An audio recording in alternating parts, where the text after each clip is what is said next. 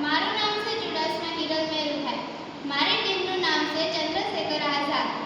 અમે ધોરણ 9 ની વિદ્યાર્થીનીઓ છીએ. મારી સ્કૂલનું નામ છે GSS ઘોઘલા. આપણે જોઈએ છીએ કે હાલ આપણા દેશમાં વિકસિત ભારત પખવાડિયું ચાલી રહ્યું છે. તેમાં આજે અમે પ્રોજેક્ટમાં ભાગ લીધેલો છે.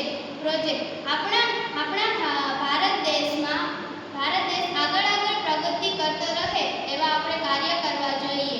આપણે જોઈએ છે કે દરરોજ વૃક્ષો કપાઈ રહ્યા છે.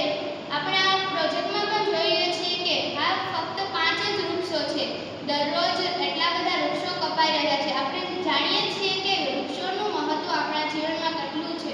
વૃક્ષો આપણને ઓક્સિજન આપે છે, વૃક્ષો આપણને પાણી આપે છે અને ઘણું બધું વૃક્ષોનું મહત્વ છે આપણા જીવનમાં. એટલે વૃક્ષોને આપણે વધુમાં વધુ વાવવા જોઈએ, તેને વધુમાં વધુ ઉગાડવા જોઈએ. સોલાર એનર્જી અત્યારે આપણે ઘરે ઘરે જોઈ શકીએ છીએ. જો કોઈ પણ ઇલેક્ટ્રિક વસ્તુ વાપરવી હોય તો સોલાર એનર્જીથી આપણે વાપરી શકીએ છીએ. આપણે ઘરે લાઇટ ન હોય તો પણ આપણે સૂર્યપ્રકાશના આધારે સોલારની મદદથી આપણે ઘરમાં ઘણી બધી વસ્તુઓ ચલાવી શકીએ છીએ. જેવી રીતે કે ટીવી છે, ફ્રીજ છે, એમ અન્ય વસ્તુઓ આપણે વાપરી શકીએ છીએ.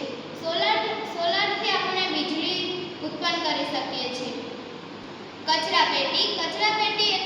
કચરાપેટીમાં એક ભીની કચરાપેટી હોય છે, એક જૈવિક કચરાપેટી. ભીની કચરાપેટીમાં લીલો કચરો નાખવો જોઈએ, જેવી રીતે કે શાકભાજી છે, એમ અન્ય ચીજ વસ્તુઓ, જેનાથી એનું આપણે કાર્ય કરી શકીએ છીએ કે તેનું આપણે ખાતર બનાવી અને આપણા ખેતરમાં ઉપયોગ કરી શકીએ છીએ. ખેતરની ફળદ્રુપતા વધે, પાક સારો બને અને પાકની ગુણવત્તા સારી આવે છે. એવી જ રીતે પ્લાસ્ટિક